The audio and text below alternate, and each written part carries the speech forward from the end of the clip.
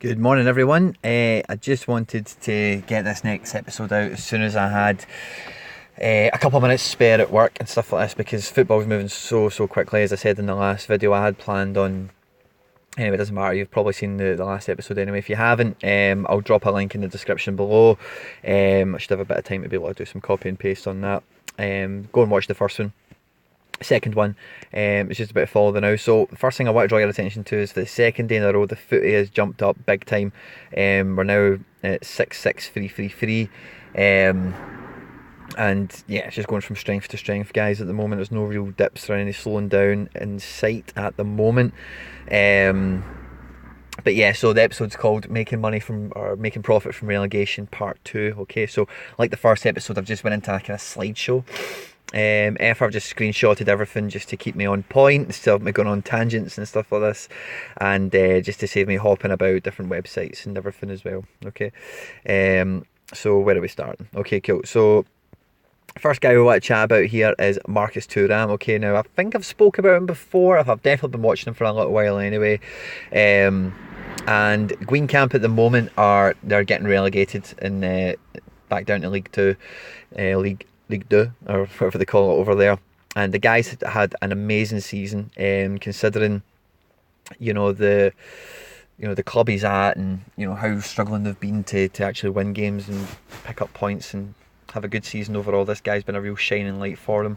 And if and when Green Camp get relegated, there's no if, buts or maybes about it that this guy will be transferring. Where he transfers to is another matter. He's obviously the son of legendary defender Lilian Thuram.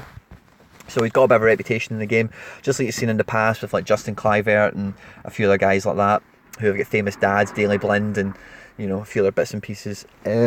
So he's definitely got a little bit of media clout. He's in the top 200, so any news stories that break on him will impact his price, because if you're getting media points, even if you're like 25th in the list, if you've got like 60 points, people will see that as a kind of a marker that if he was to make a transfer to anyone really in the Premier League, certainly like maybe a Newcastle or an Everton or a Watford or something like that, he could definitely win media day, the day transfers. And then obviously if he's in the Premier League, an exciting young French forward, even if he went to somebody bigger, like traditionally Arsenal would be buying somebody like this, then you can expect to see that. The time I've been watching him, you see his graph here is for 6 months. I've definitely been watching him over the last kind of 2 months or so. If you can, I've not seen him below £2.50. If you can get him below £2.50, then you're on to a winner. But anything around that kind of £2.50 level is a really safe place to be buying him at. I went into their screenshots. So as you can see here, over the last month, he's not dropped below really 252 really over the last month. So he's quite a safe hold at the moment. He is scoring goals and stuff like this as well. And if we look at the team here, he's the best rated player in the team. And this is the fixtures they've got for the rest of the season. Okay, so they've got Nantes on Sunday, and then so they go Sunday, Saturday, and then they get a Wednesday fixture right at the beginning of April. So depending on how you time your purchase, you can catch a wee midweek game there, which is always good for winning PB bonuses and this type of thing as well. And then as you go further, you can see it's just Saturday all the way through. But if you watch the teams, and I think this is the last picture of fixtures, the last 3 games are against real minnows like Amiens and Nîmes and Dijon or something. The last 3 games of the season, I've not got them in a screenshot, but they're really weak opposition. So they've got Monaco at the beginning of April, and they've got Marseille towards the end of April. But otherwise, you say Nice is a tough game, you see Strasbourg is a tough game, but otherwise they're still in the French Cup as well, which is nuts. But otherwise, they've got a lot of Montpellier. It might be difficult, but they've got a lot of games where the guy can certainly score and make some sort of dividend for you. There's definitely the potential there. If you look at him, shots per game is over 2, tackles per game for a winger is really high, and dribbles per game is over 3.5. So he's a very active player. A goal in every 3 games is roughly what he's averaging out at. Not many assists to his name, which is maybe holding him back a little bit in terms of PBs and stuff like this. But very, very attractive. Almost a certainty to move. It's just where will they move? He could easily end up in like a mid-level Italian or Spanish club, I suspect. That's quite possible. And if that happens, it might not be too great for his value in that kind of 6-month term if he was to move to, for example, let's say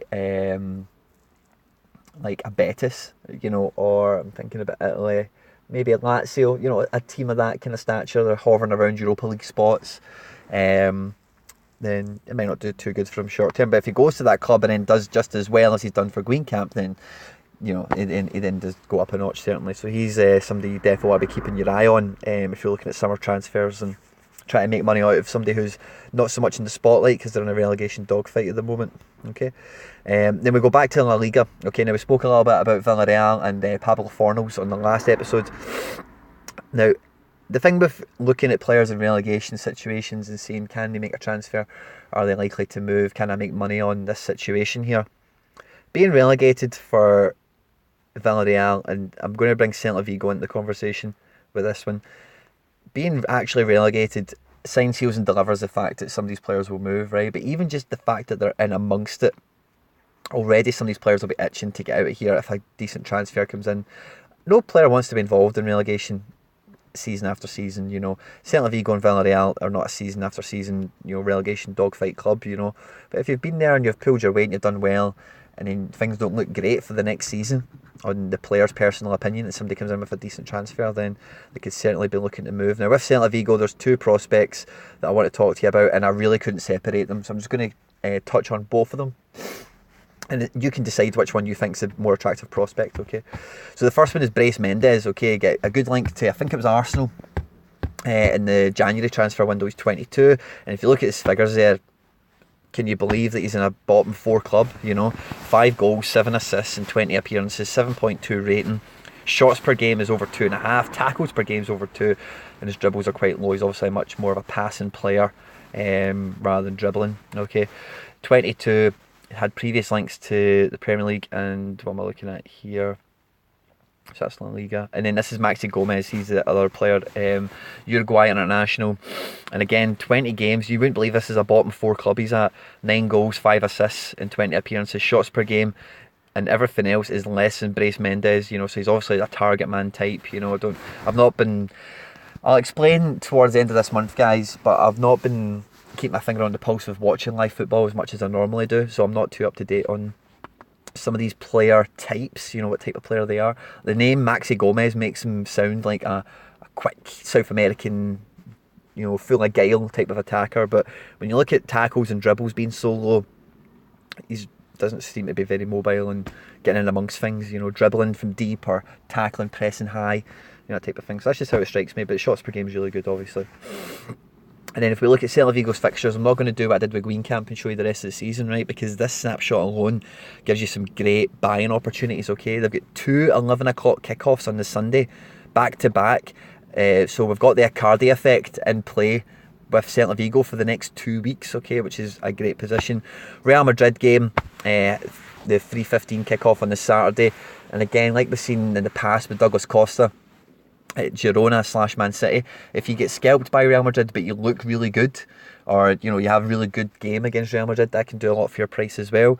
Then I've got Villarreal in the relegation dogfight head to head there, and then I've got Huesca, who are bottom of the league. So that's a great cup of fixtures there between now, the 3rd of March and the 3rd of April. There's some great fixtures. The only problem with that is to encapsulate the full month for dividends, you need to be buying on the Sunday, which isn't ideal. You want to be buying like now for Sunday, because you don't want other people clicking onto that and taking that price hike too early. You want to be on that price as early as possible.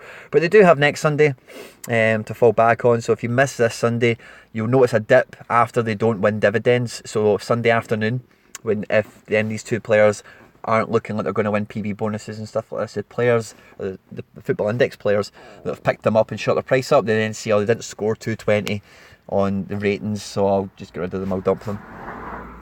So for next Sunday coming up, Sunday evening, Sunday late afternoon is a good time to buy.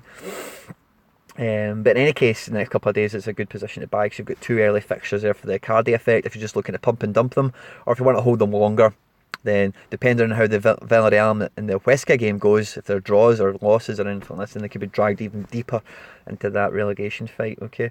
So this is Gomez over the last 3 months, and if you look at the January period there, he really did shoot up. I said both these guys, I'm positive, were linked with Arsenal and some other transfers certainly.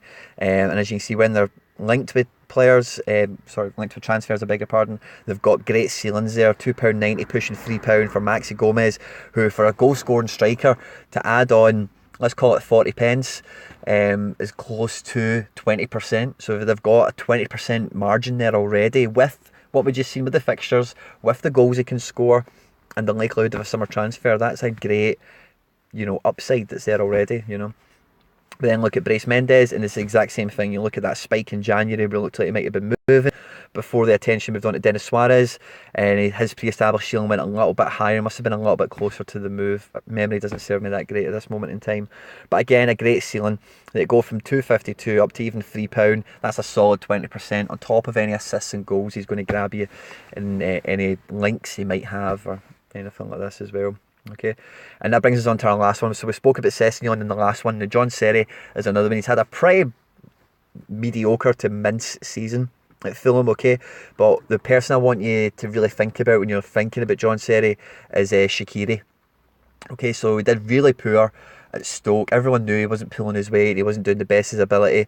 Jurgen Klopp's seen the potential in him, bought him, and he's had a great season for Liverpool. And John Serry could follow that mould quite easily, where another Premier League club pick him up on the relative cheap after he's had a season to bed into the Premier League. If Fulham get relegated, even if they survive, him staying is not a certainty. The only problem with Serry is he might leave the Premier League.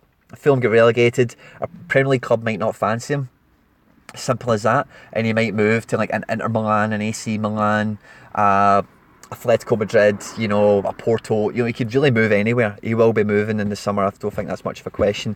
We've kind of missed a bit of profit on him because he was hovering around that 120 mark, 122 quite stably over the last month, and then the whole Ranieri out, and they're definitely looking to get relegated. He's just took a bit of a shoot up, so again, you can wait for him to dip back down closer to 120 if you want to take that risk, or if he has a good, if he plays well under Scott Parker, then he might just shoot up, Sorry, we've got traffic going past me there. So that's a gamble, guys. Depending on how Fulham are going to go. If you fancy them to keep losing, keep doing poorly, then you could probably wait for a little bit of a dip before buying them.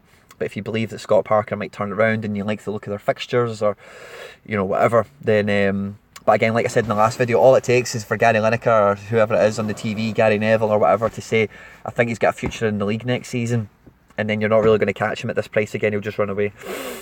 Okay, guys.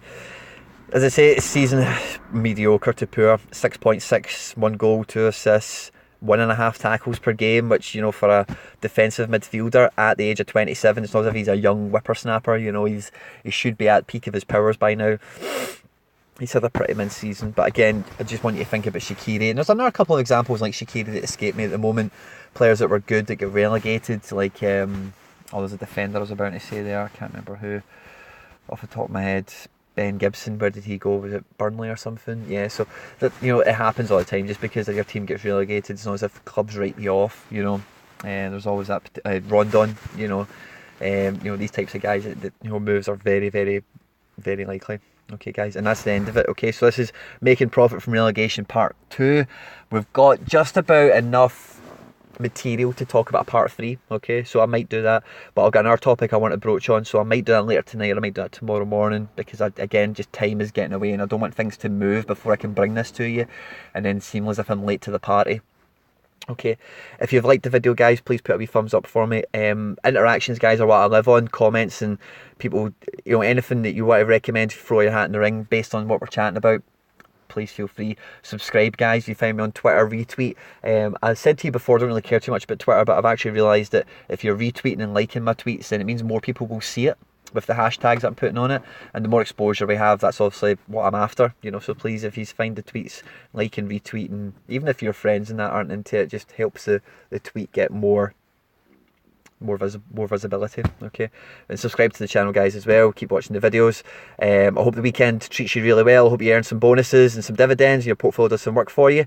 Stay out of trouble, guys, and I'll see you on the next one. Take care. Bye bye.